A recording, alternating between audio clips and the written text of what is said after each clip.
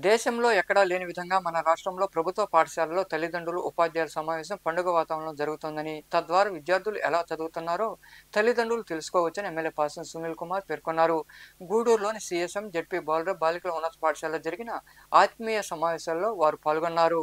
పట్టణంలోని చిలకూరు శేషమ్మ పురపాలక సంఘం ఉన్నత పాఠశాలతో పాటు జెడ్పీ బాలుర ఉన్నత పాఠశాలలో ఉపాధ్యాయులు తల్లిదండ్రుల ఆత్మీయ సమావేశం పండుగ వాతావరణంలో జరిగింది.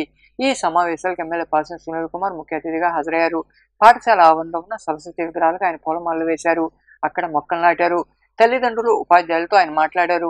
ఈ సందర్భంగా ఏర్పాటు చేసిన సమావేశంలో ఎమ్మెల్యే సునీల్ కుమార్ మాట్లాడుతూ విద్యాశాఖ మంత్రి నారా లోకేష్ ఆలోచనతో ఎక్కడా లేని విధంగా ప్రభుత్వ పాఠశాలలో తల్లిదండ్రులు ఉపాధ్యాయుల సమావేశం రాష్ట్ర వ్యాప్తంగా జరుగుతుందన్నారు. ఈ సమావేశం ద్వారా తమ పిల్లలు ఎలా చదువుతున్నారో తెలుసుకోవడం, ఉపాధ్యాయులతో పరిచయం ఏర్పడుతుందన్నారు. అలాగే పాఠశాల అభివృద్ధికి తల్లిదండ్రులు సూచనలు చేయవచ్చని తెలిపారు.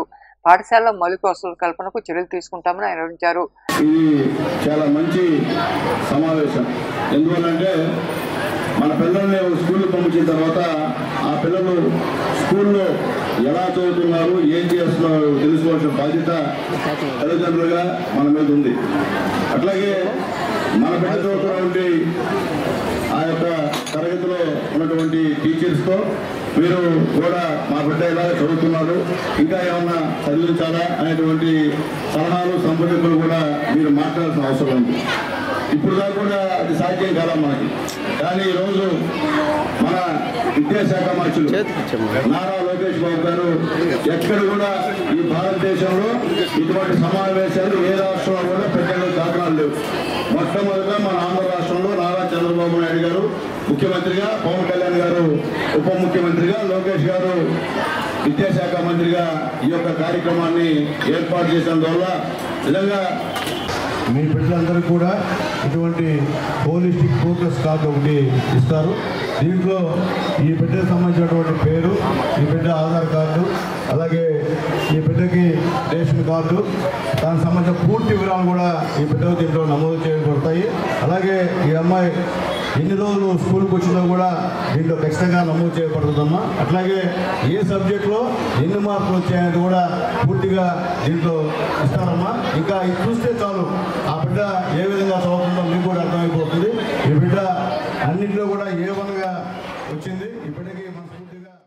ఒక సొసైటీలో పిల్లలు బాగుండాలంటే, పిల్లలు బాగుపడి ఈ సొసైటీకి ఉపయోగపడాలంటే, అంటే ఈ దేశానికి ఉపయోగపడాలంటే తల్లిదండ్రులే ప్రధాన బాధ్యత. మీరు కానీ పట్టించుకుంటేనే మీ పిల్లలు మంచోళ్ళుగా ఎదుగుతారో, మీ కుటుంబానికి ఉపయోగపడతారో, సొసైటీకి ఉపయోగపడతారో, దేశానికి ఉపయోగపడతారు. మీరు కానీ మీ పిల్లల పట్ల పట్టినట్టుగా ఉంటే వదిలేస్తే తర్వాత మీ కుటుంబానికి సమస్యగా తయారవుతారో, సొసైటీకి సమస్యగా తయారవుతారో, దేశానికి సమస్యగా తయారవుతారు. కాబట్టి దయచేసి ప్రతి ఒక్కళ్ళు మీ పిల్లల పెంపకంలో కానీ, మీ పిల్లల యొక్క ప్రవర్తనలో కానీ, వాళ్ళ యొక్క అలవాట్లో కానీ ప్రతి ఒక్కళ్ళు ఇన్వాల్వ్మెంట్ అవ్వాలి. ఇన్వాల్వ్మెంట్ అవి వాడు ఏం చేస్తున్నారు, వాడి బిహేవియర్ ఏంటి, వాడు ఎవరితో మాట్లాడితే ఏంటంటే ప్రతి ఒక్కరు కంపల్సరీగా తెలుసుకొని ఉండాలి. ఇప్పుడు నేను చెప్పిన అర్థం కదా, పిల్లల్ని ఎలా పెంచాలనేది. ఈ కార్యక్రమంలో కమిషనర్ వెంకటేశ్వర్లు, ఉపాధ్యాయులు తదితరులు పాల్గొన్నారు.